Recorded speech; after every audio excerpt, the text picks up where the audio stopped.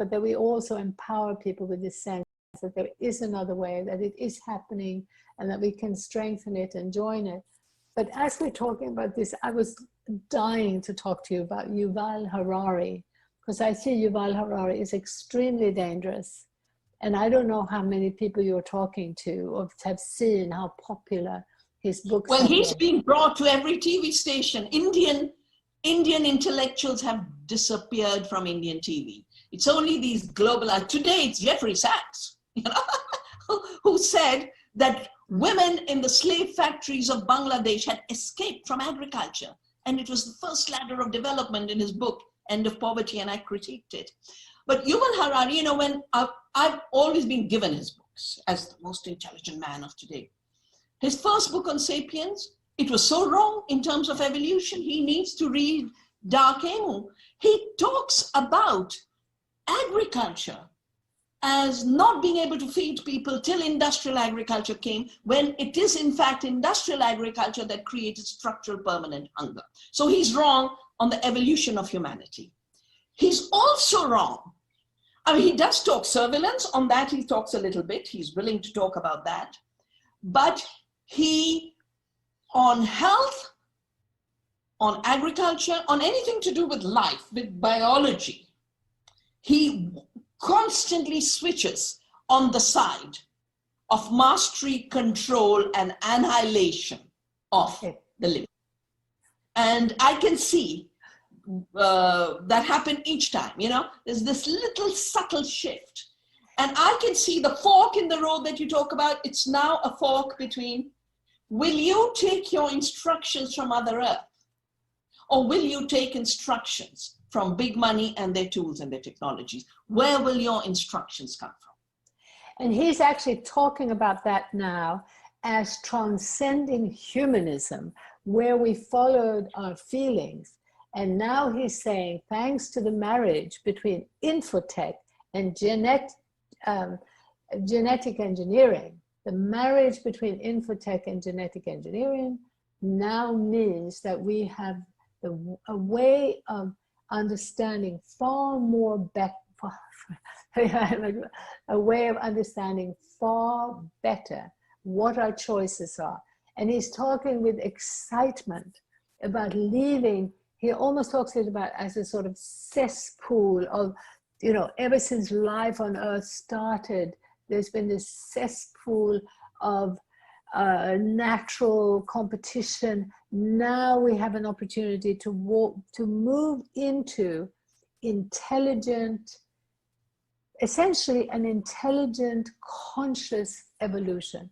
As it's so dangerous, and it's so, unfortunately, can fit in with a type of new age thinking, which is all about that with our mind, we create our own reality. And it also, he's talking about it with a certain excitement, and above all, making it sound inevitable. There's no questioning at all where these technologies came from, who funded them, who was behind them. It's some kind of inevitable, as so many Westerners do, some kind of inevitable evolutionary path.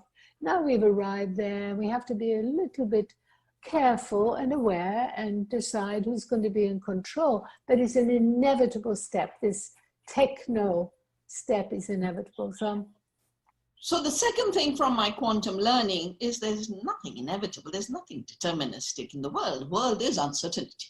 Yeah, and anyone who tries to be a determinant is basically trying to say, you accept my power, you accept my propaganda. And sadly, many of our friends are falling into this trap because they carry with them a dualism of separation between humans and nature, between culture and nature, between biodiversity and cultural diversity. And I'll just give you two examples. So a lot of people, you know, who think they are about happiness and well-being are actually falling into the Silicon Valley traps of transhumanism, as if we as human beings, conscious living, don't have capacity to connect to life. That consciousness comes out of a machine, not out of our consciousness. And I think that error is so violative of who we are. But even dear George Monbiot, who is such a voice for the environment, wrote a column and then has given speeches again and again and again about how we can only save the planet by finishing off farmers and finishing off food. But then he doesn't understand that the gut microbiome is part of nature. And we've already been made very sick with 30 years of globalized, industrialized food systems.